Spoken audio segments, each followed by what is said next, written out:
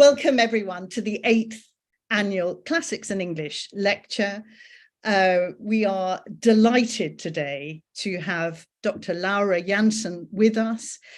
Sadly not in the room because Laura, who is normally based in Bristol, is actually at the Center for Hellenic Studies in Washington. So unusually, although perhaps we have to say post-pandemic, more usually, we are sending this out live, and those of you who are listening live will know how live it is, and I mistakenly had my YouTube on in the background.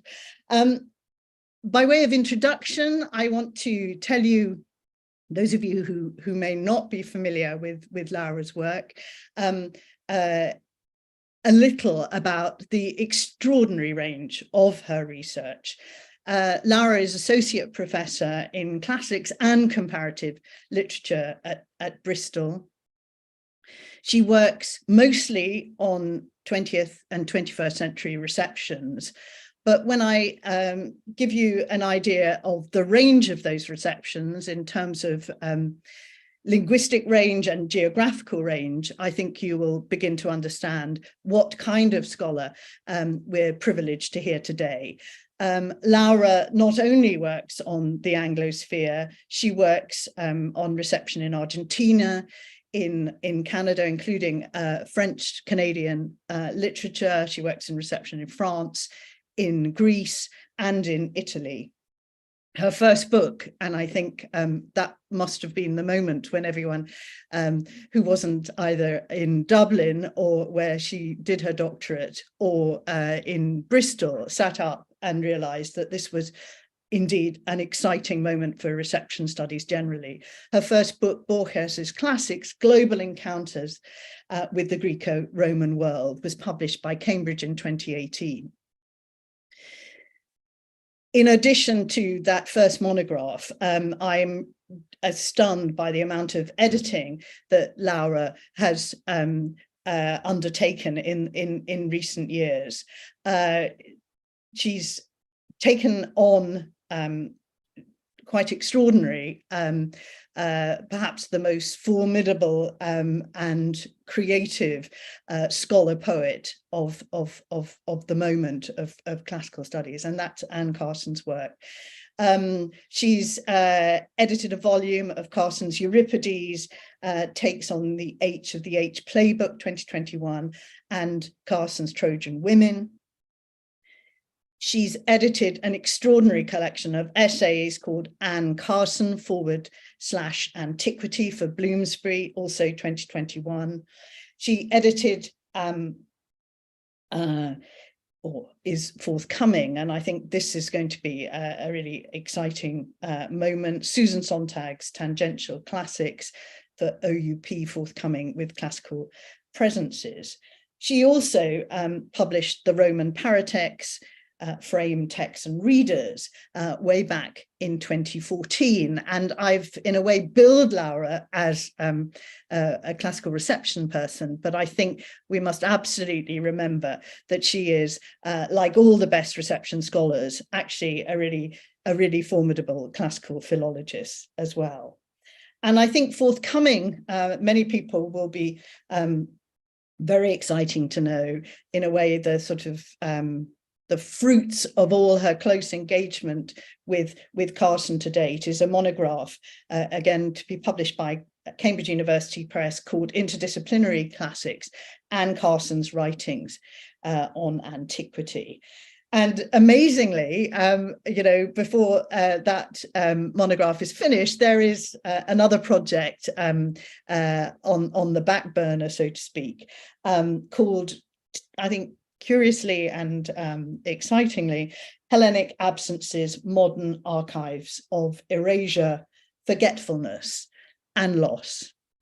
It's a great pleasure to have you with us today, Laura, and I'm going to hand over to you, and I believe you're talking about Anne Carson's Euripides and the combustion of thought.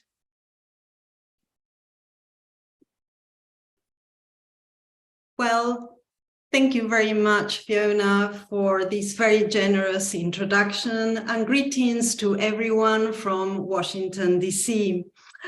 I would like to begin by thanking Professor Fiona McIntosh, the APGRD, Claire and Marcus for all their help and their support in the past few months, and the Department of Classics and English at Oxford for inviting me to deliver this exciting for me 8th annual lecture. I would also like to extend my gratitude to the Center for Hellenic Studies at Washington, DC, for the gift of time and the resources to develop the ideas I'll present to you today, and to the CHS Fellows for their conviviality and generosity of mind. So let me share my screen here. I hope that I'll be able to show, yes, I hope you see everything there. So, as Fiona was saying, the theme of my lecture today forms part of my forthcoming monograph on interdisciplinary classics and Carson's writings on antiquity. In this book, I explore the tenor of Carson's dialogue with classical texts, authors, and ideas, as she repeatedly positions them on the very edge of her formative training in classics in two specific ways. First, without ever conforming to the discipline's more traditional methodologies and forms of exegesis, and two, with an acute awareness of her learned yet also non-specialist reader. How Carson adopts this dual strategy and to what effects for her prolific production and its reception are questions punctuating my core chapters. This includes a chapter on what I argue is Carson's explosive philosophy of tragedy, which in part in that chapter I conceive as having points of contact with Euripides' own. With this in mind, let me begin first with a brief sense of Carson's classicism, then to delve into the combustions of thought, and I have many in that chapter. I'm going to share 3 with you that she stages for the reader in her encounters with Euripides. In her 2000 interview, let me just get this, yeah. In her 2000 interview with Anne Carson, novelist Catherine Bush raises a question many have asked to Carson before and since. Did you come to poetry from critical writing to poetry from prose, or where are you exploring these different forms concurrently? Were you looking for ways to whet an academic interest in ancient Greece with creative pursuits? To which Anne Carson replies, these distinctions are obscure to me. People worry a lot about them. Why? The boundaries between forms, that is poetic, prosaic, are invented by us. The separation of academic and creative enterprise is demonstrably false and futile. Why pretend to respect categories like these? Now, for the reader of Anne Carson, her response comes as no surprise. For almost 4 decades, Carson has combined academic and creative categories, displaying a multifaceted profile that explains this remarkable feature in her career and work. She's a classical scholar, a poet, translator, philosopher, and painter, roles that she performs with both intellectual and artistic ambition. As her writings continue to proliferate, Carson's awards and recognitions to date speak powerfully to her impact in the academic and creative fields. For instance, and you can see this on the screen, when awarded the MacArthur Fellowship in 2000, Carson was praised as, I quote, a scholar trained in the classics who has developed an independent voice as both a poet and essayist. In 2020, the jury for Princess of Asturias Award recognized the distinctive far-reaching tenor of her production, stating that her encounters with antiquity are, I quote, thought acts that elucidate the complexities of the current moment in time, end quote. Perhaps most revealing is the judge's citation on the occasion of her PEN Nabokov Award in 2021, which commends her, and it's worth that I read this to you, for crossing boundaries again and again, for her rejection, interrogation, and redefinition of inherited forms and genres, for her uncanny weaving of the classical and the avant-garde, for her transformative translations, for startliness, for her heterodoxy, hybridity, and hilarity, for her gravity and wit, for her playful erudition, for returning to us the queer affective resonances of antiquity, for making the unimaginable duet of philology and grief sing, because she is poikilos, that is scintillating with change and ambiguity. And this is surely a reference to Sappho, fragment 1, line 1, which Carson has translated in If Not Winter. To be sure, this kind of praise is equally worthy of many near contemporary scholar artists. Indeed, an important line in my research has been to avoid putting Carson on the pedestal of a decontextualized form of exceptionalism. Instead, I situate her classicism within an experimental tradition of authors who have formative training or a keen interest in classics. Amongst them, the Argentinian poet philologist Alejandra Pizarnik, American scholar essayist Saidiya Hartman, American poet and Nobel Prize in Literature in 2020, Louise Gluck, British classicist and poet activist Alice Oswald, or Greek classicist, poet, performative artist, and architect Phoebe Yanisi, all of whom break boundaries with the scholarly and artistic spheres in a manner similar to Carson. My contextualization of Carson's classicism includes a new generation of practitioners with keen interest in Greek myth and philosophy, as well as in Anne Carson herself. In my last chapter, I choreograph a collaboration between Carson and two emerging artists, Turkish installation artist Meriç Algün, whose piece, Dave Craved Night, first exhibited as a solo exhibition in 2017 in Sweden and in 2019 in Bristol, engages with the early pages of Eros the Bittersweet to comment on matters of tectonic and human union and separation.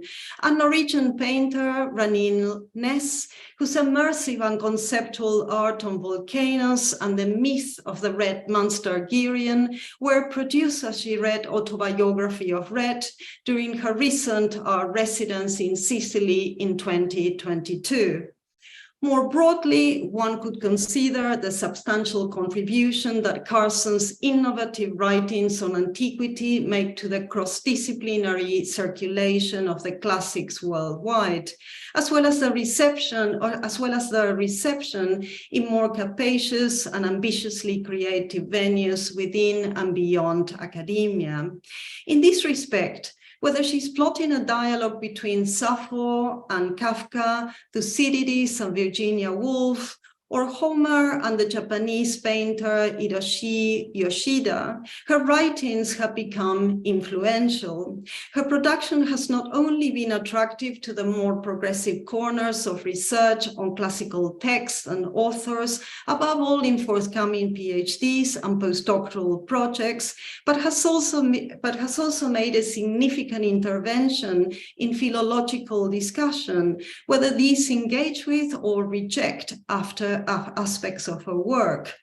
Even in her most scholarly writings, not least her first publication, Eros the Bittersweet, an essay published in 1986 and based in part on her 1981 Toronto thesis, Carson showcases a discursive approach hard to find within the confines of her disciplinary training at the time of publication. This is especially the case if one focuses on small details, the at times irreverent tone of her footnotes, her playful preface on Kafka, her aleatory, often humorous mode of argumentation, the weighty content of her otherwise economic writing, and her experimental use of the page. Now, this is the approach Carson also adopts in her ongoing engagements with Euripides, 6 of whose plays she translated between 2006 and 2015. Herakles, Hecuba, Hippolytus, Alcestis, Iphigenias among the Taurians, and Bacchae. Already in Grief Lessons, 4 plays by Euripides, one clearly detects the presence of a creative strand in what may at first appear to be translations more exclusively targeted at university students and academic researchers. The collection features a variety of details that broaden their appeal to audiences at large. Playful omissions, transliterations of onomatopoeic sounds, alternative spellings, a distinctive use of colloquial everyday English, and an orthodox distribution of lines, of which the zigzagging choruses in her rendering of Herakles are an example. The fusion of a scholarly criticism and artistic thought is equally apparent in the blurb and brief introduction to the collection, which includes an afterwards in the voice of Euripides on why he wrote 2 plays on Phaedra. In 2021, Carson adds 2 more items to the list. Euripides, the Trojan Women, a comic, and this was co-produced with Rosanna Bruno, an artist and drawer, and H of H Playbook, which together represent what is arguably her most groundbreaking dialogue with the ancient Greek playwright. My focus today is on H of H Playbook, Carson's second experimental translation of Euripides Herakles, performed, we believe, a little bit before 415 BCE. But let us recall the main plot of that play. In this tragedy, Herakles' wife, Megara, together with his sons and his father, Amphitryon, are threatened with death by the tyrant Lycus. Herakles arrives back from the completion of his labors just in time to save them and kill Lycus. In a dramatic turn of events, however, Iris and Lisa, here the personification of madness, appear and follow Hera's orders to send Herakles mad. He kills his wife and children, but with the support of his friend Theseus, finds a way to continue to live in Athens. In Carson's H of H, this same Herakles now becomes the mysterious central character who drives a Corvette and wears an overall in a translation collage housed in playbook form. The playbook is no doubt a feast for the imagination, and not just for readers of Euripides and Carson. It offers food for thought to readers interested in the hybrid combination of myth, drama, and poetry, translation and adaptation, the materiality of the book, sound studies, art and design, as well as timely treatments of neurodiversity. But let me take you through a point of inflection that I've detected in this work. And I insist, this is just one point. There are many, many one can follow. Its tendency to stage the combustion of thought. I like to call this a chemical trait or synergy, punctuating Carson's latest and paginated translation of Euripides' play. I am thinking of the term chemical in mainly two figurative ways. One, as an interaction of 2 or more substances that bring a certain combustible effects on this tragic story and its central dilemmas. And 2, as a complex attraction between the optics and haptics of Carson's playbook and the reader's ignited curiosity. I am interested in how this chemical dimension can prepare the audience to engage with Carson's experimental sense of the tragic. I will take you through the smoldering chemistry of the playbook's covers, a set of vibration and shocks as it unfolds, snaps, blasts, and erupts at turning points, as well as other chemical rarities. I see these features as combustions of thought, moments in which this tragic collage seems to kindle one's reading, split the mind, make it tremble, and even at times nearly explode. Quote, the combustible mixture of realism and extremism of Euripides' play fascinated audiences. His plays were shockers. He unmasks heroes, revealing them as foolish and savage, states the blurb to Grief Lessons. Something similar can be said about Carson's and her poetics. There is a chemical spirit in her artistry that can be also a shocker for her audiences. This trait is playfully reaffirmed in, though not exclusive to, her H of H, as I point out towards my conclusion. Combustions of Thought 1, book cover chemistry. It happens that my first reading of H of H began with the back cover. That part of the playbook feels smooth to the touch, although its features seem hard to make out. And some of you who are watching may be holding the book in your hands and can have a feeling as well. The blurb's text has been center aligned in a muted silver font, and here what I have done is for you just to read it more properly is to highlight it a little bit more in a brighter color, barely visible against the charcoal that fills the background. It reads, quote, H of H Playbook, drawings and language about a Greek tragedy called Herakles by the 5th century BC poet Euripides, end quote. I pause, browse the content and return to the blurb once more.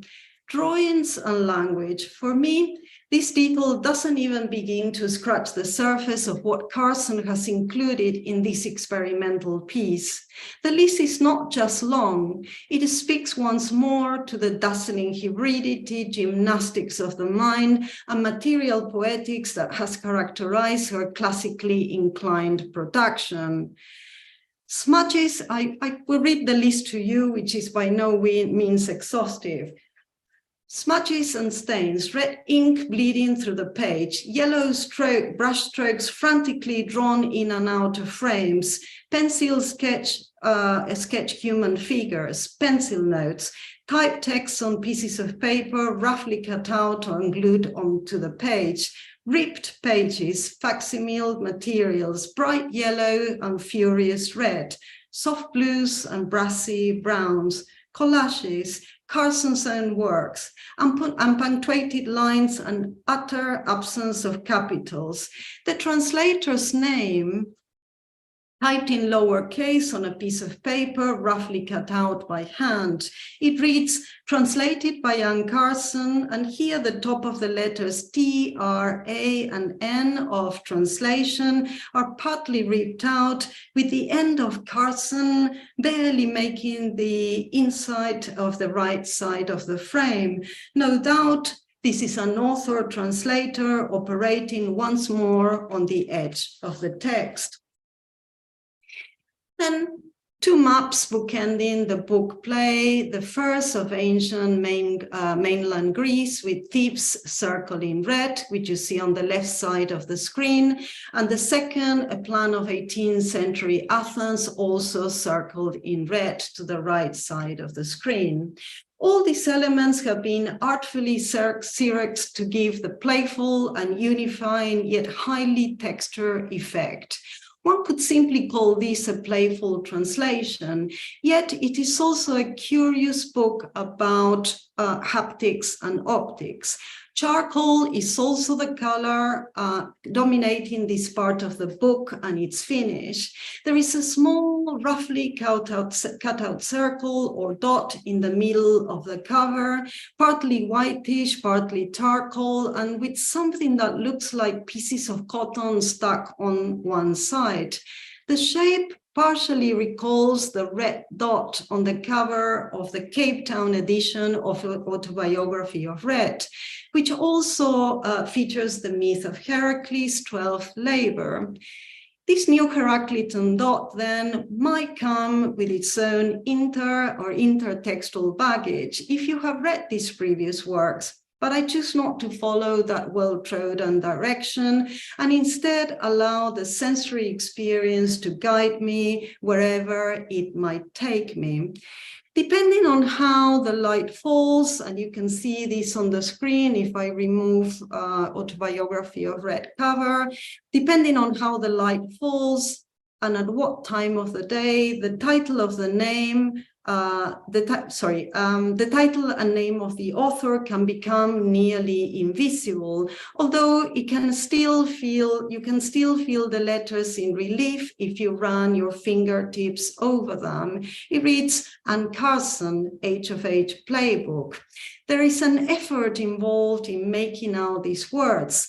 One may turn the book in a specific ways to see how the author, who authored the work, what the title is, and once we make all this out, we might still wonder, what does H of H mean? What is it about?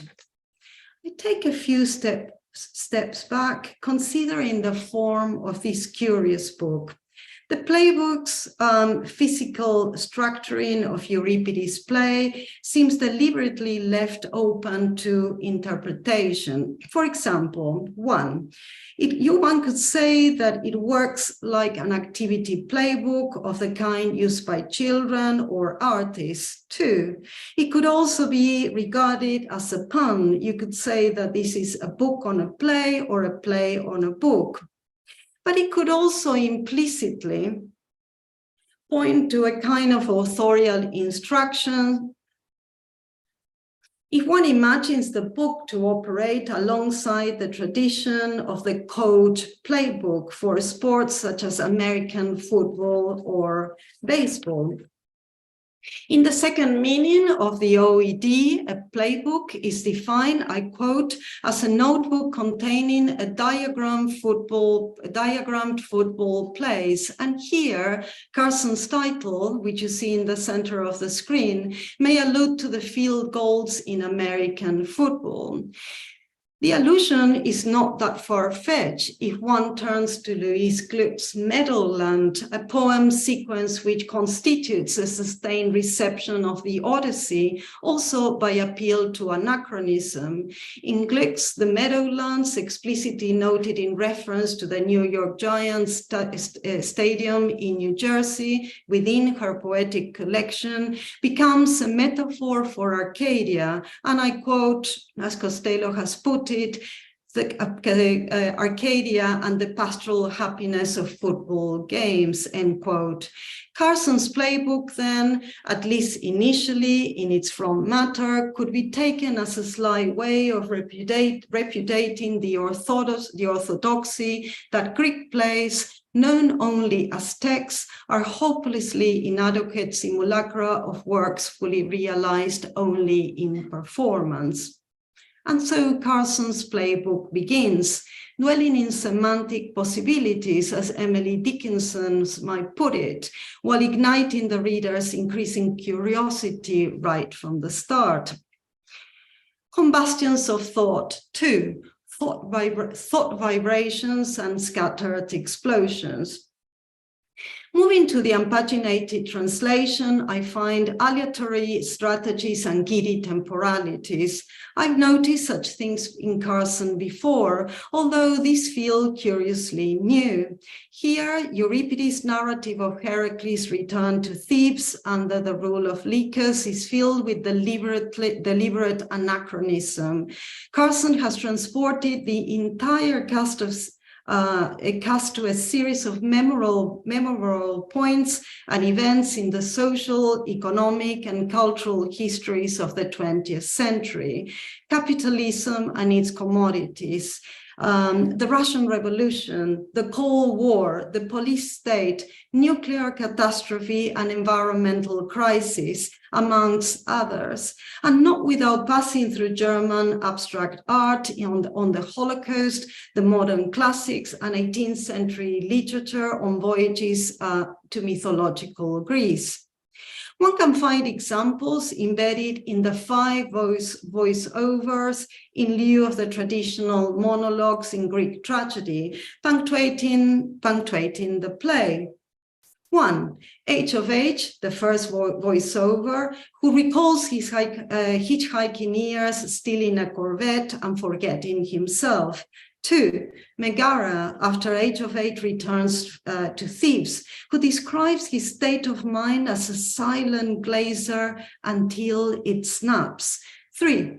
Iris and Madness on H of H ordering a pizza for the kids on the phone as a kind of blast. And here the explosion seems to break up the narrative between mythological memory and everyday reality. 4. Amphitryon, who ponders and panics about H of H's predicament while reading a book by, I quote, a Russian guy. And this turns out to be Victor Serge, author of the Memoirs of a Revolutionary, published in 1945, on dead bodies in plastic bags. Dead bodies in plastic bags, another shocker if we conceive of the dead bodies of Herakles' wife and his children wrapped up in the modern material as if in a Nordic noir series.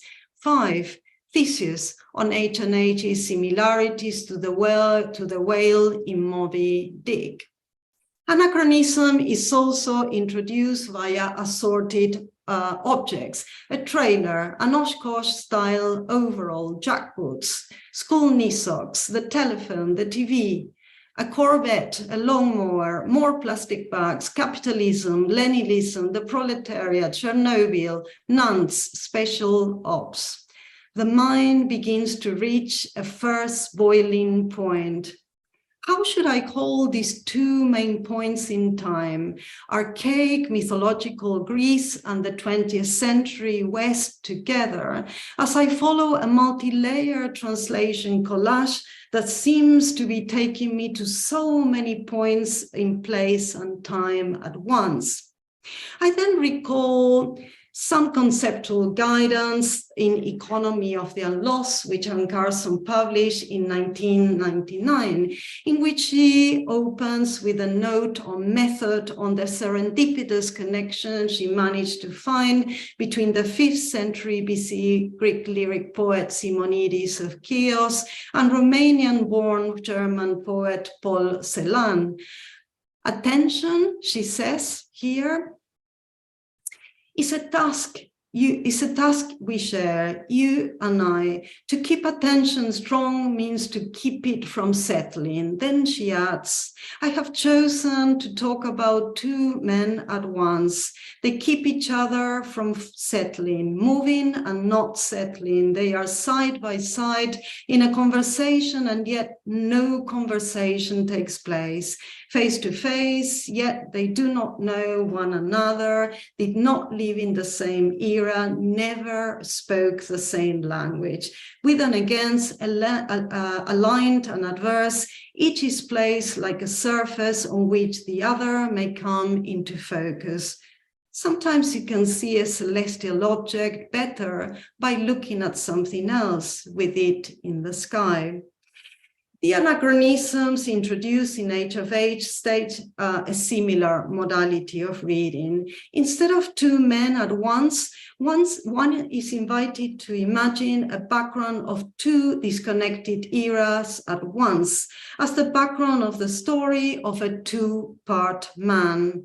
Here, moving and not settling is the concordant rhythm that sends off a kind of vibrating connectivity as you keep your attention strong.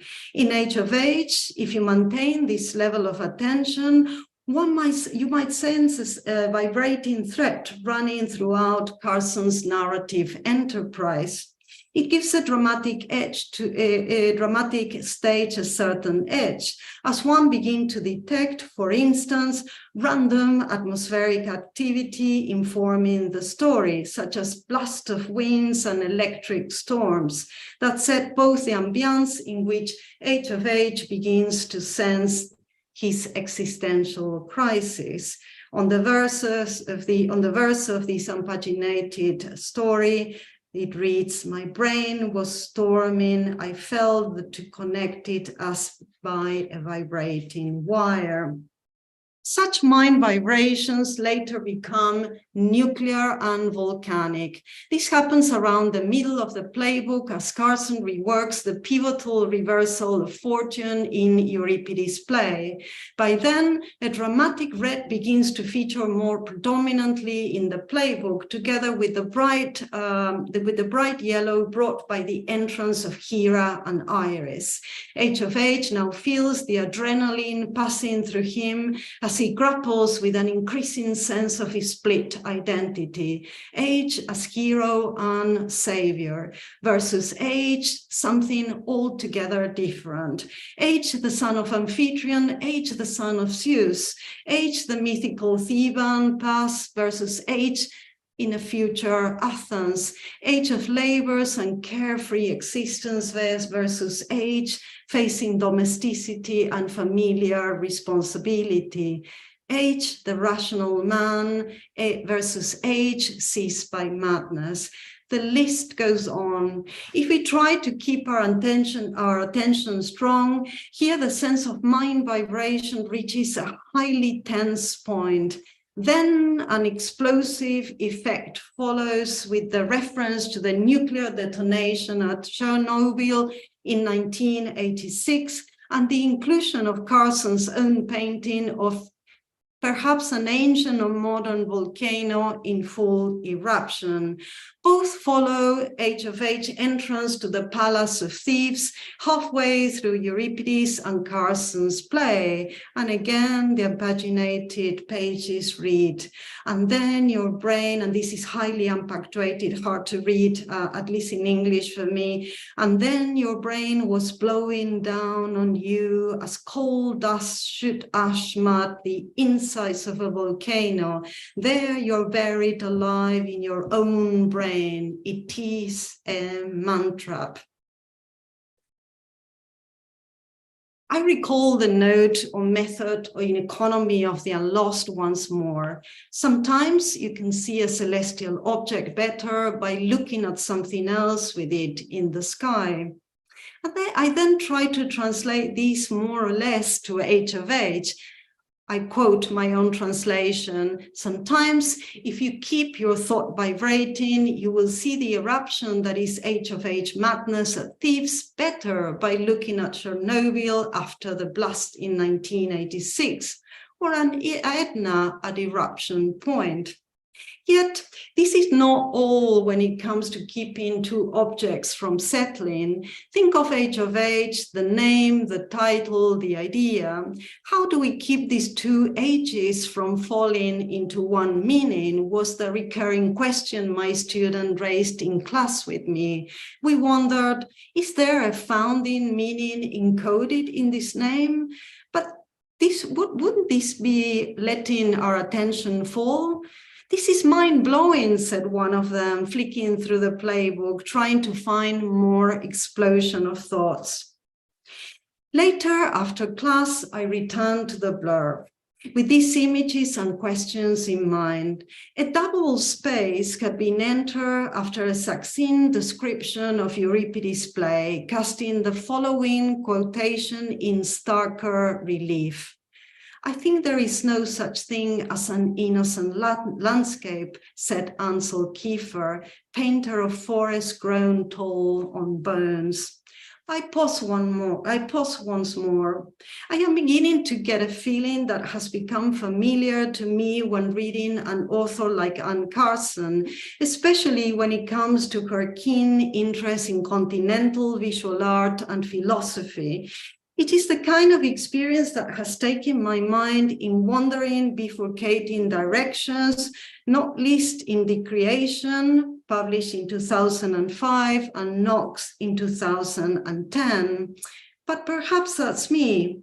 I quote, "When reading Carson, it's best not to let her words wash over you," says poet Alice Oswald.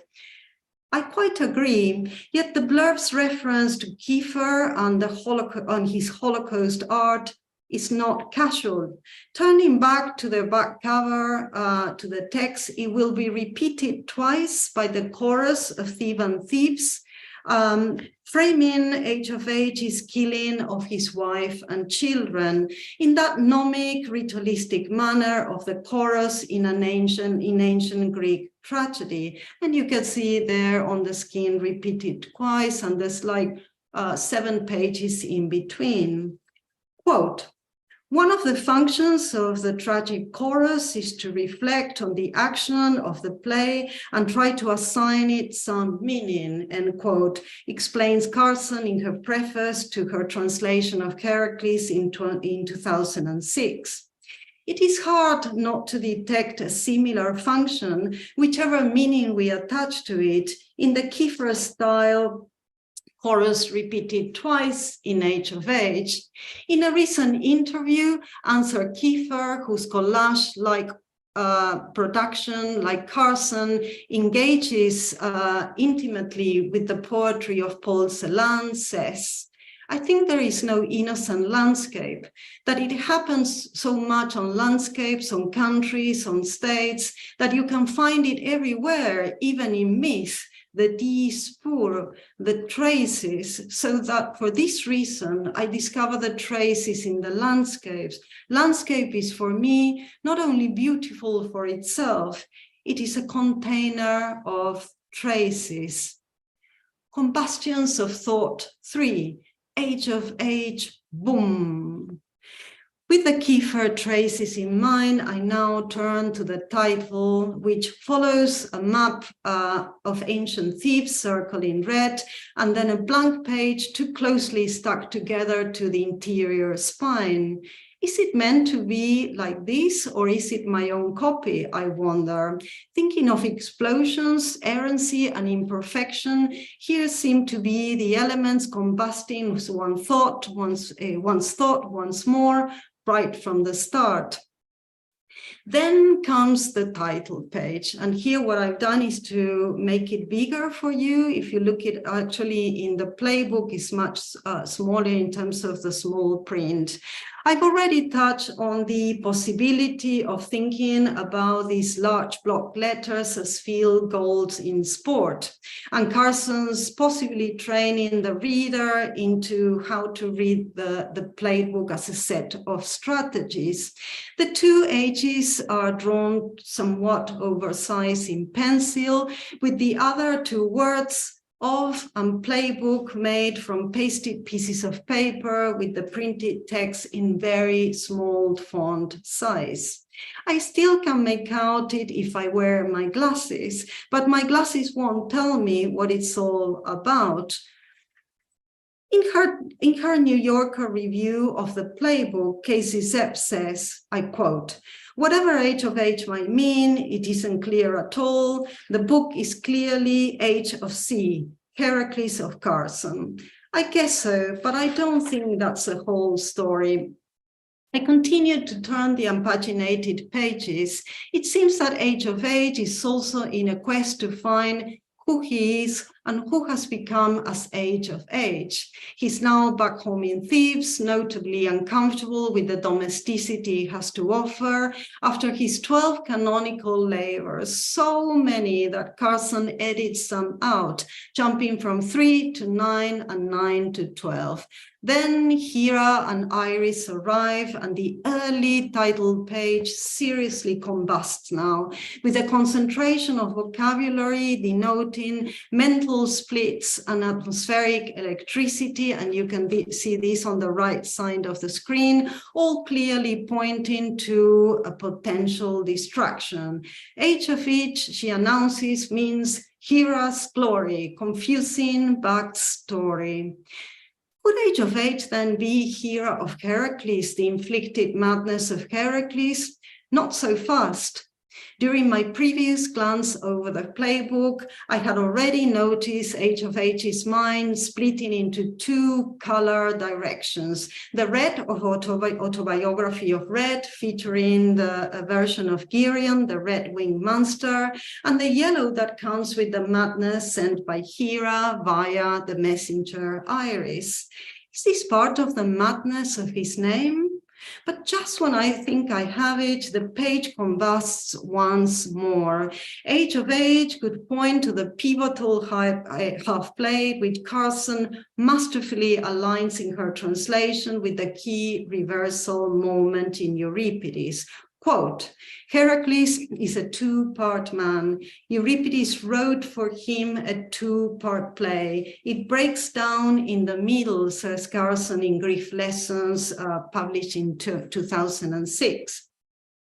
The two H's of H now pull into two opposite directions, stretching my attention to breaking point. Will Herakles walk back to his own myth, that is the Euripidean myth, or should he walk out of it into Carson's own take?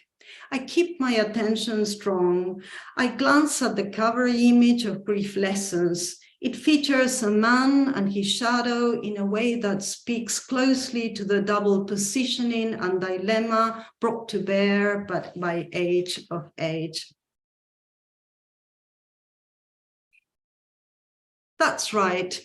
It may be best to seek no settling of meaning when reading this new translation collage, even if I do feel a certain revealing boom about to ensue. Perhaps the tensest of points in my combusted mind so far.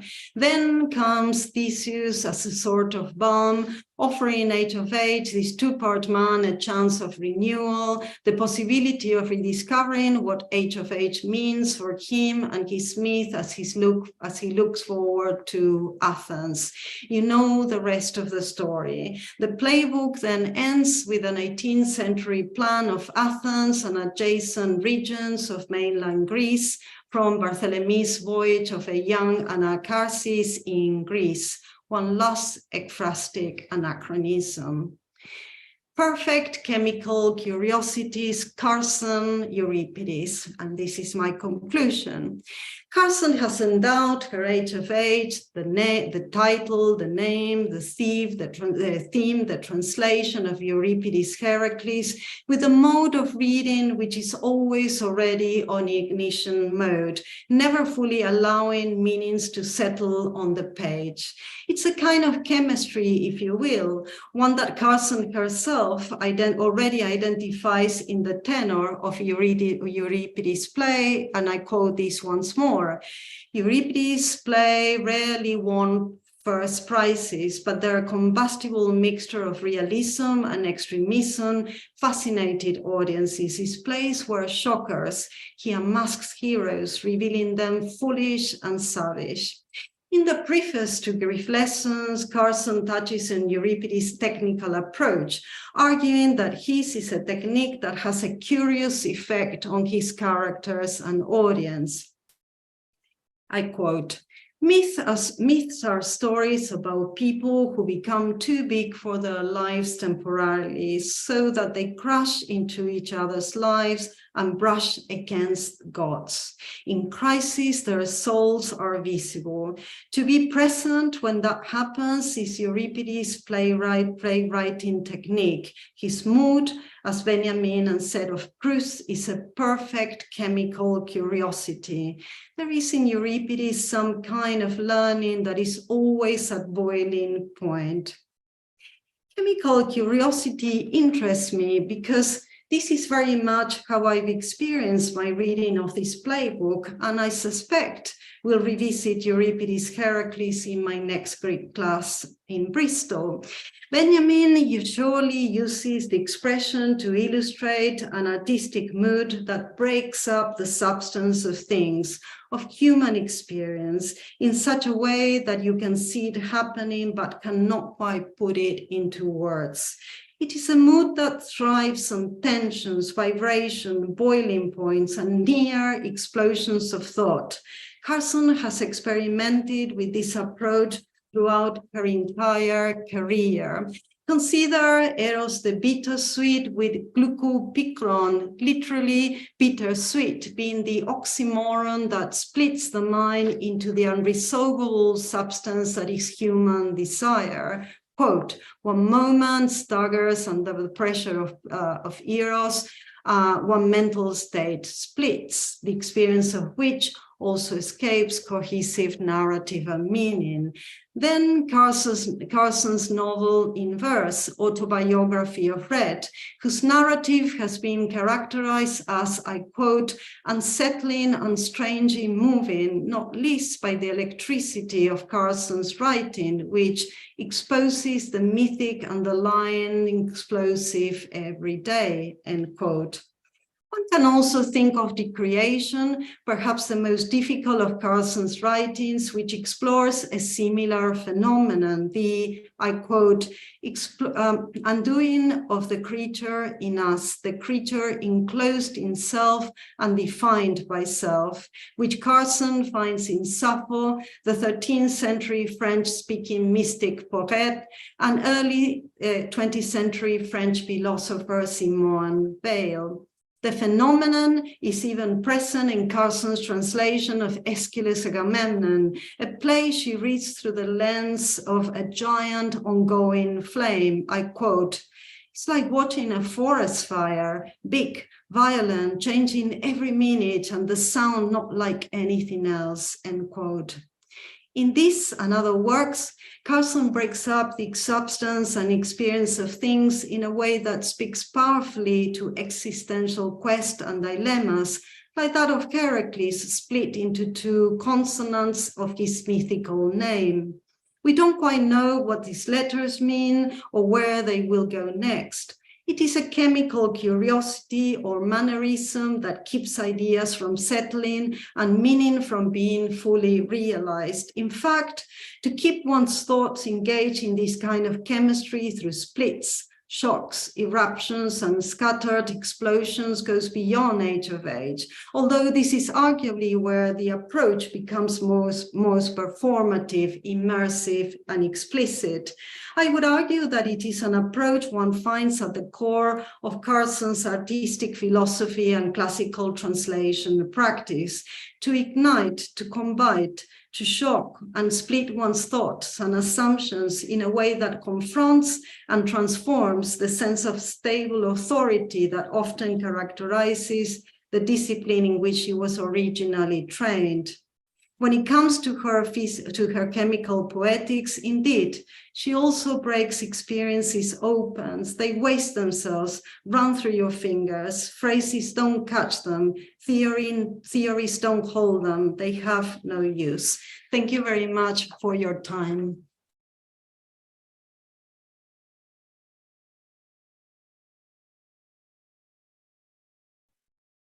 Wow, thank you so much, Laura.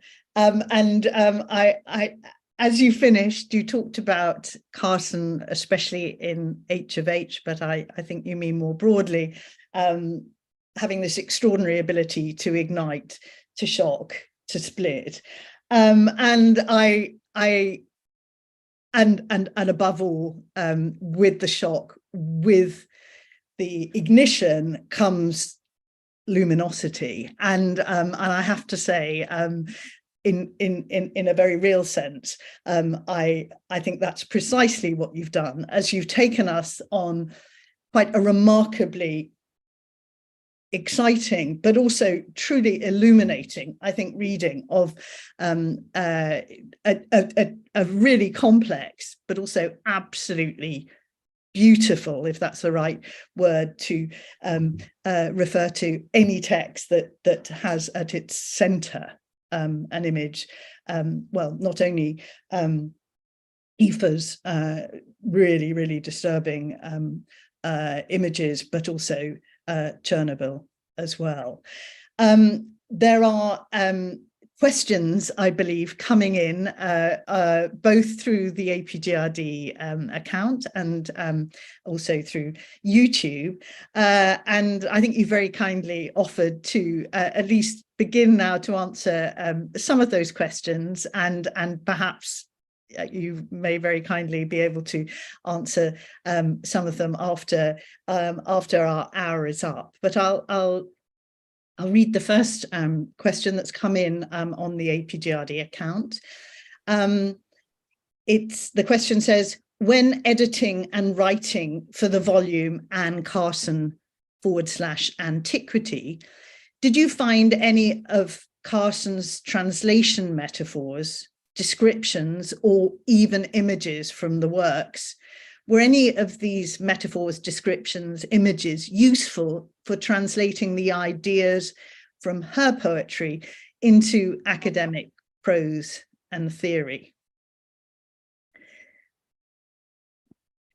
Well, first of all, when interviewing Anne Carson, it's very difficult to get quite a lot of information, but there is existing material in which she has spoken at some length about her methodology of translation in particular and how she transferred that on the page.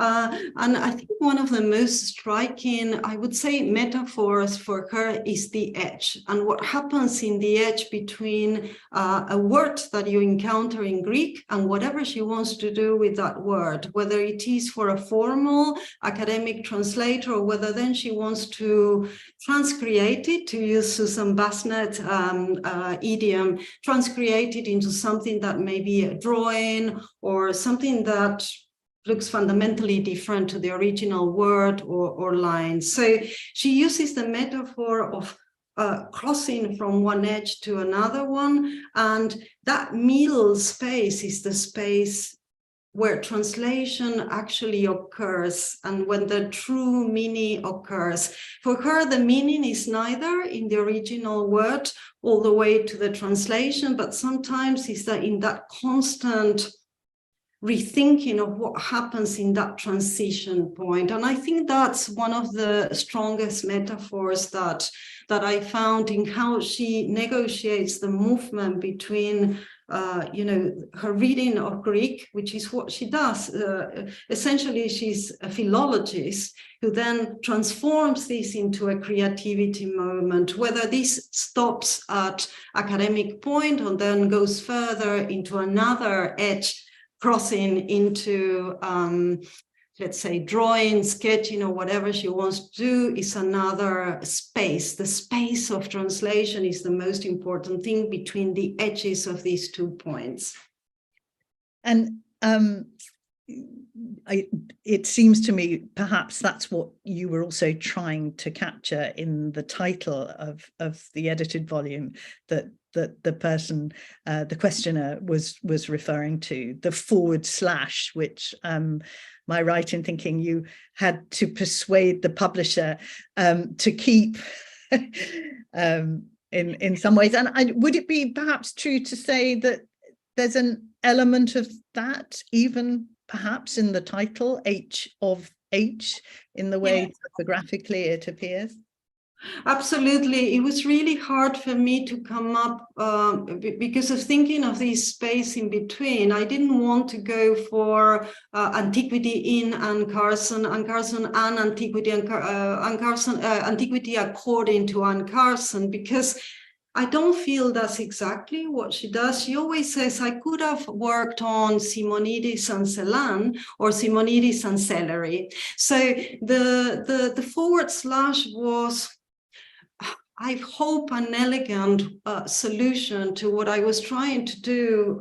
I think about Anne Carson, antiquity and modernity. They are interchangeable, but they are also quite free, and they could be separated in any way or point.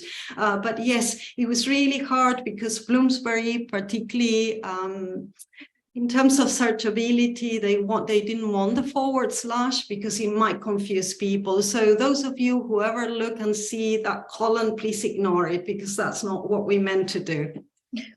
Okay, there is a question in the chat, really looking at the range of artists who Carson references rather than works with. And the question sort of ends with, does Carson reference the artists in the orbit of Warhol? And I suppose follow on to that, if not, why not?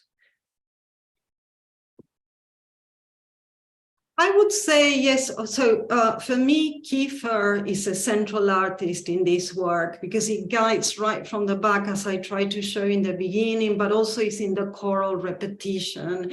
But Warhol is mentioned, and as many other painters are mentioned, sometimes by allusion, sometimes in a very difficult way. You have to go back and think hard to what kind of artist he's quoting. I didn't make much of Warhol, but this is an interesting way of thinking about that sort of pop art artistry that she does with some of the paintings and the meanings she's trying to convey. But I think it's really interesting to delve a little bit more into the relationship between her translation and artists and painters in particular, because one of the things I discovered with time, at the beginning I was reading her mainly for her poetry and prose, is that her painting, which has been one of the quietest aspects of her work, is enormous in her way of conceiving translation. And this is something I'm doing in one of the chapters of this book. In H of H, I haven't concentrated that on that, at least not in a way that I'm thinking about the combustions of thought. Mostly I did on her own paintings, which is the one we put on the poster I asked her and she said, well, I don't want to tell you, but it might be Aetna or it might be something more. And the idea is the explosion of this artwork is something that is a parallel metaphor for what I'm trying to do here. But thank you for that question, because it's something that is beginning to interest me more and more, and Warhol in particular. She has a little piece on Warhol in one of the short talks. There's one more question, and I hope we have time for that. Asking if you could say something else about Carson's sense of the tragic in H of H. Is it in the collapsing of times and place, the confusion of sight, touch, and sound? Does it come from a non-linear reading of the playbook, going back and forth to the end and the middle? I have to say that the question already contains all the answers. I would say yes, because hybridity, in my opinion, Ian Rai has argued for this dazzling hybridity. And one of the problems is the minute you try to pin down something about, what is her sense of tragedy, what is a sense of modern tragedy, you can find an answer, but then you can also find that atemporality is this connection of her sense of the tragic. She does draw parallels between antiquity and modernity to a certain extent, but then she becomes quite atemporal. So I would argue, and I am very, very happy to continue to chat about this because I find it very interesting by email later. I would argue that is all of those and many, many other things. Her sense of the tragic can also even be artistry itself.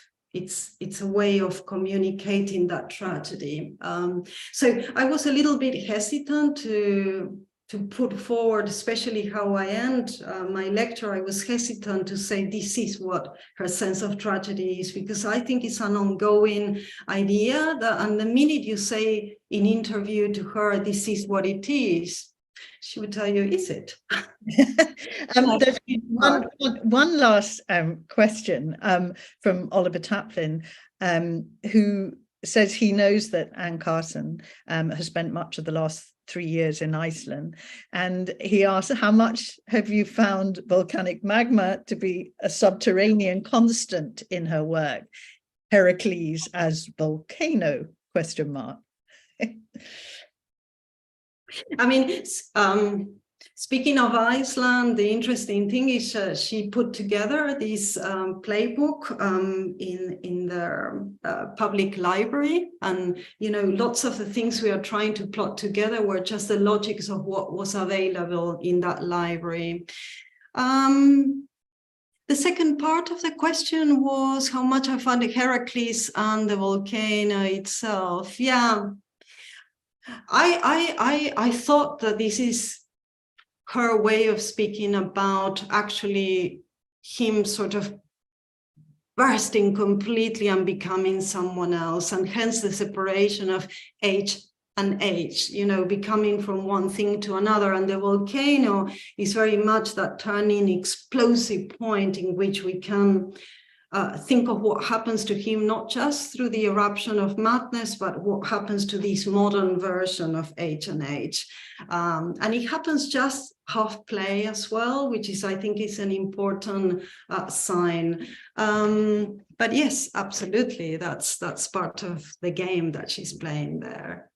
As an indicator of just how much you've ignited our thought processes, there are, I have to say, a number of questions that sadly we will not be able to put to you in person now, but as you have indicated, you are very kindly keen to kind of respond in person, or rather, sorry, in email rather than in person.